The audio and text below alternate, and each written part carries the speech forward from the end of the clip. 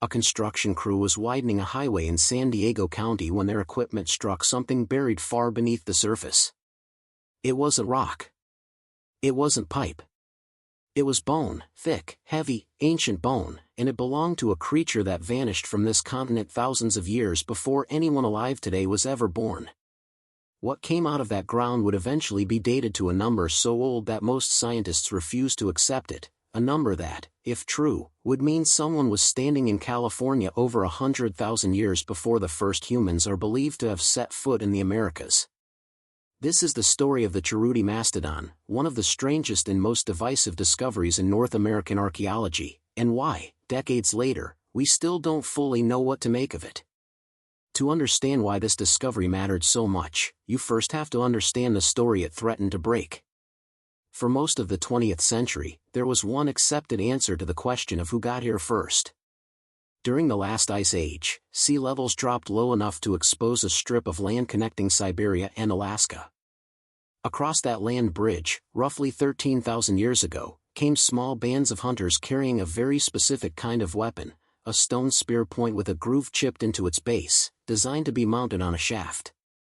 The first of these points was found near Clovis, New Mexico, and the name stuck to the people, the tools, and the theory itself. Clovis first became the standard explanation taught in classrooms for generations. It was simple, it was tidy, and for a long time, it was treated less like a hypothesis and more like settled fact. That certainty came with a cost. Careers, museum exhibits, and entire academic reputations were built on the assumption that nothing came before Clovis. So when researchers began finding evidence that suggested otherwise, evidence of people arriving earlier, sometimes much earlier, the reaction from parts of the field was not curiosity. It was resistance. Claims of anything older than Clovis were often dismissed outright, sometimes before the evidence had even been seriously examined. It's against that backdrop that the discovery near San Diego has to be understood, because what the excavation team eventually proposed didn't just push the timeline back a little. It threw the entire framework into question. The site came to be known as the Cheruti Mastodon Site, named for the paleontologist who first spotted the bone fragment during that road construction project back in 1992. Once researchers from the San Diego Natural History Museum realized what they were dealing with, they spent months carefully excavating the area. What they found was not simply the remains of an animal that had died and been buried by natural processes. The layout of the bones told a different kind of story. Large limb bones had broken in a spiral pattern, the kind of fracture that happens when bone is still fresh and struck with force, not the clean, brittle break of bone that has dried out over time. Nearby, several large, heavy stones were found positioned in ways that didn't match how sediment naturally deposits rocks. Some showed were patterns consistent with repeated impact, as though they had been used as hammers and anvils. Two rounded bone fragments were also found placed close together, in a manner the researchers described as deliberate rather than accidental.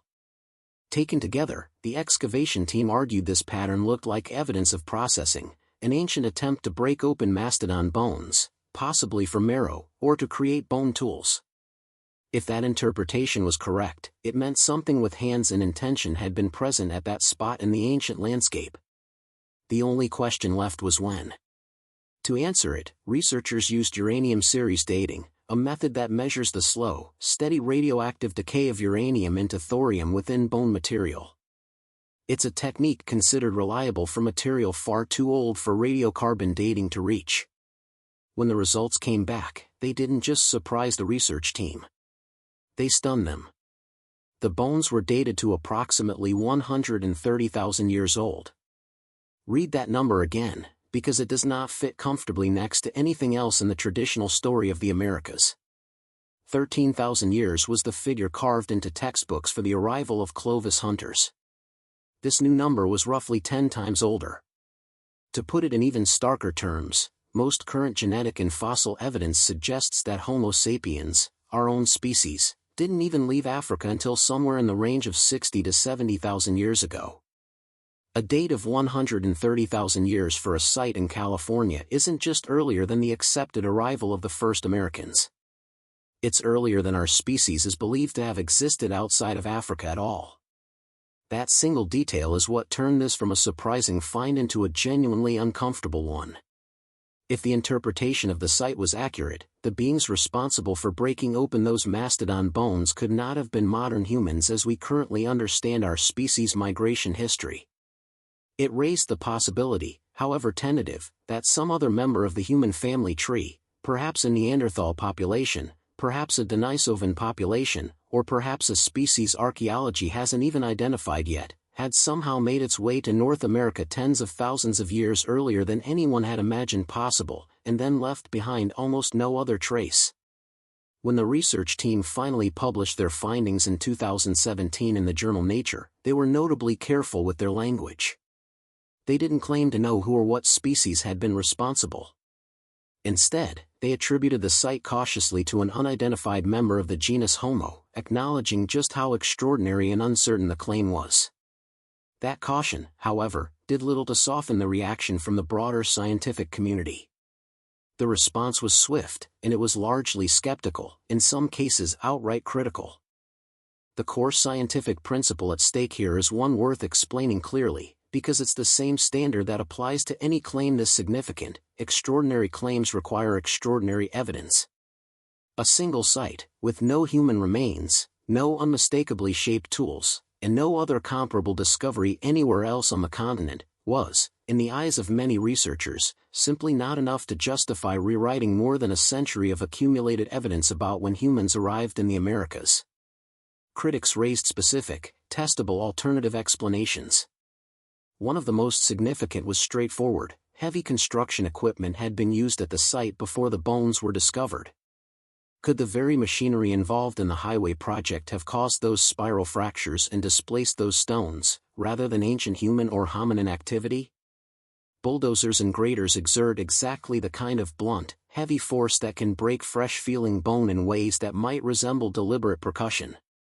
Other researchers pointed to a different possibility entirely, one independent of any construction equipment. Bone can fracture in spiral patterns through purely natural, non-human processes, particularly under the pressure of sediment compaction over very long spans of time, or through the movement of large animals like other mastodons trampling the remains long after death. Geologists have a term for objects that look like they were shaped or arranged by human hands but were actually produced by entirely natural forces: geofacts. A stone that has been broken and worn by rockfall, or shifted by shifting soil, can sometimes end up looking remarkably like a deliberately made tool, without a single human hand ever having touched it. The argument from these critics wasn't that the researchers were being dishonest. It was that natural, unremarkable processes could plausibly explain every element of the site, without requiring the presence of any hominin at all. It's worth being fair to everyone involved in this debate, because this is genuinely what good science is supposed to look like, even when it gets contentious.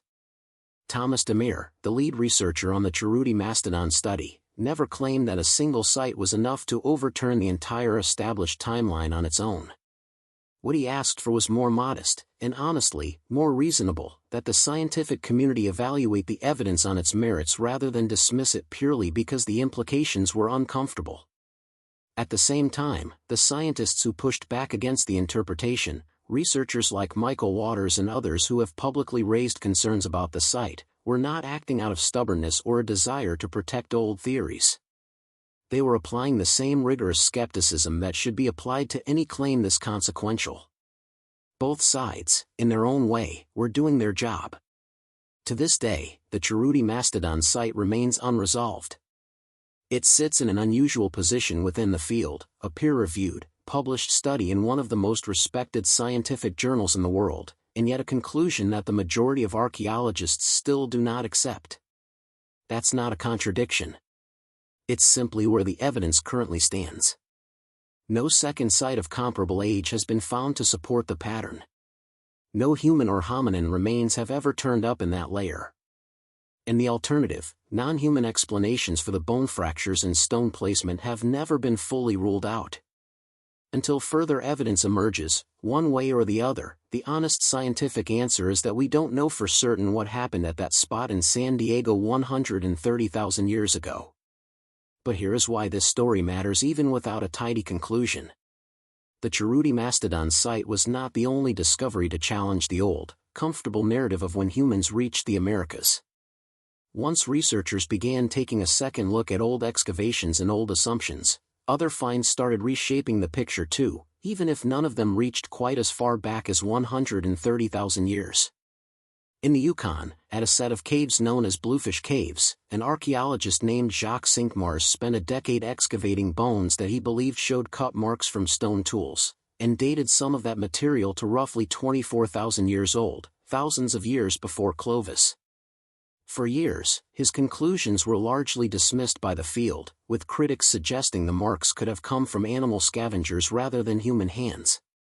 It wasn't until decades later, when a researcher named Lorian Burgeon re-examined the original bone collection using modern microscopic analysis, that the marks on a horse jawbone were confirmed to be consistent with deliberate butchery, not animal gnawing or natural damage. That later confirmation helped establish Bluefish Caves as one of the oldest widely accepted sites of human activity in North America, well before Cinquemars passed away in 2021.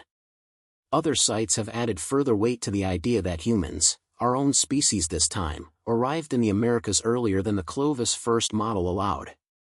At White Sands National Park in New Mexico, researchers discovered fossilized human footprints preserved in ancient lakebed sediment, including tracks that appear to follow the path of a giant ground sloth. Using multiple independent dating methods on seeds and pollen found in the same sediment layers, researchers arrived at dates between roughly 21 and 23,000 years old. Because footprints are a direct, unambiguous trace of human presence, this discovery has been far more broadly accepted within the field than sites relying on broken bones or ambiguous stone fragments, and it has become one of the strongest pieces of evidence that people were present in North America well before the traditional Clovis timeline. Taken all together, this growing collection of discoveries, some solid and widely accepted, some still fiercely debated, points toward the same broader conclusion: the old, simple story of Clovis hunters as the very first Americans crossing a land bridge 13,000 years ago is very likely incomplete. The real picture appears to be older and considerably more complicated, involving multiple waves of migration, long periods of isolation, and possibly encounters with parts of the human family tree we don't yet fully understand.